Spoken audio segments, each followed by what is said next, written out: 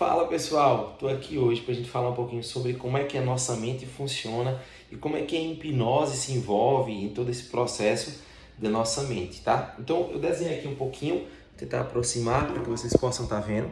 Aqui seria mais ou menos como funciona a nossa mente. Existe uma parte da nossa mente que ela é consciente, essa parte mais externa, tá? E existe uma parte que a gente vai chamar de inconsciente ou subconsciente. A nossa mente consciente, ela tem capacidade de racionalizar, de julgar, comparar, analisar, né? Mas só que a gente não é consciente 100% do tempo. A própria neurociência hoje, ela fala que nós somos seres emocionais com lapsos de consciência. Então nós temos momentos de consciência e depois a gente volta para um padrão ou padrões emocionais que nós temos, padrões emocionais e comportamentais. Esses padrões emocionais e comportamentais, eles ficam aqui no subconsciente. E ninguém nasce com padrões emocionais, por exemplo, uma sensação de insegurança. Ninguém nasce medroso ou inseguro, ninguém nasce tímido. Esses padrões emocionais, eles são desenvolvidos, eles são aprendidos e internalizados, automatizados ao longo da vida, tá? Por exemplo, ninguém nasce sabendo dirigir. Tá? Em algum momento você começa a dirigir e você faz isso de forma consciente, até que você, por repetição, você automatiza. Só que as coisas entram, se tornam padrão, e aí hoje você dirige, né, no padrão, no automático. A mesma coisa a gente faz isso de andar, a gente aprende a andar e torna isso um padrão, enfim, tantas outras coisas, mas a gente vai adotar padrões aqui dentro, por exemplo, padrões de insegurança, padrões de medo, padrões de culpa, de arrependimento, de angústia, de tristeza, seja por repetição, ou seja, uma, duas, três, a gente vê desde pequenininho, papai, mamãe, tio, vovô, vê situações repetidas, até que a gente adota aqui padrões, ou através de fortes impactos emocionais, coisas que a gente passa que são impactantes, também geram padrões. Então, você pode gerar um padrão de não confiar nas pessoas e de se sentir insegura, um padrão de se sentir abandonada, de sentir rejeição. Tudo isso a gente passa a partir de situações que a gente vive lá atrás, no passado, né? E a gente não sabe lidar com isso, então a gente automatiza. E aí, uma vez que a gente automatiza esses padrões, a gente passa a viver por essa perspectiva, por essa óptica, né? A gente passa a viver se sentindo e se comportando mediante esses padrões. Por mais que conscientemente você pense, caramba, eu não vou agir mais daquela forma, eu não vou fazer mais isso, eu não vou fazer aquilo, e isso você está fazendo nesse momento de lucidez, de consciência. Só que quando você volta para o padrão automático, que a gente não consegue se manter consciente 100% do tempo, tá? Nosso cérebro, que só tem 1,3 kg em média, chega a consumir 30% da energia do nosso corpo, então a gente tende a viver em padrões que nós adotamos ao longo da nossa vida. Esses padrões, eles tendem até a nos proteger, a preservar a nossa vida. Só que muitas vezes esses padrões eles acabam gerando mal-estar, né? Por que eu digo isso? Porque se você tem um padrão de insegurança e você vai para a vida, por exemplo, você se sente inseguro em relação a tudo. Você vai para um relacionamento, você se sente inseguro, você vai dirigir, se sente inseguro, você vai para o seu trabalho, se sente inseguro, você vai apresentar algo em público, você se sente inseguro, isso vai mexer constantemente com a sua química, tá? A química do seu corpo, que era para estar assim, nessa linha assim mais retinha, ela vai ficar toda bagunçada, tá? Ou seja, você vai entrar num estado de alerta, vai disparar, o sistema adrenal vai disparar a química, né? A adrenalina, noradrenalina e cortisol, a química da ansiedade, exatamente por conta de um padrão emocional, que é a insegurança. A mesma coisa vai ser por conta de um medo, por conta de angústia, enfim, padrões emocionais. Você vai para a vida, vai se deparar com situações que vai disparar o gatilho de emoções que você tem reprimida lá de trás, né, esses padrões emocionais, e isso vai mexer na química do seu corpo. Então, a gente entende, a gente vê que, por exemplo, a ansiedade ela é causada por esses padrões emocionais aqui. A depressão, a síndrome do pânico, uma insônia, a gente entende esses padrões aqui como sendo a causa de tudo isso, tá? Uma dependência emocional, um vício, uma compulsão, a gente entende que são essas coisas que estão causando.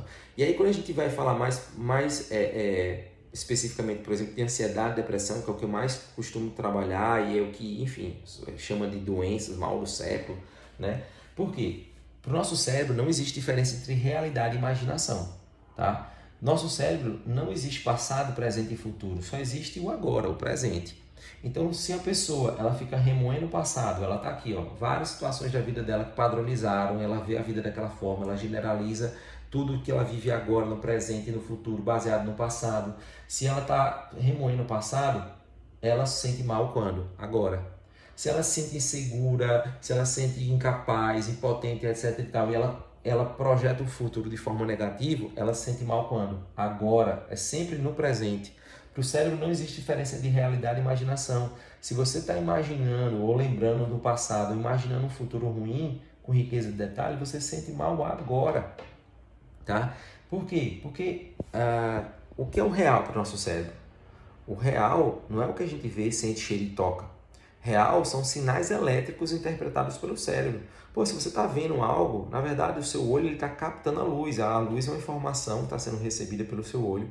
Essa luz ela vai percorrer, né? Essa informação vai percorrer um caminho nociceptivo, vai ser interpretada, que vai percorrer caminho nociceptivo aqui no lobo occipital e vai gerar uma percepção, uma interpretação e uma liberação de química. Então, se você está vendo algo muito chocante ou você está imaginando que está vendo isso, vai liberar as mesmas químicas, vai mexer com o seu corpo da mesma forma. Tá? Então, não existe passado, presente e futuro ou real imaginação para o cérebro, só existe o agora.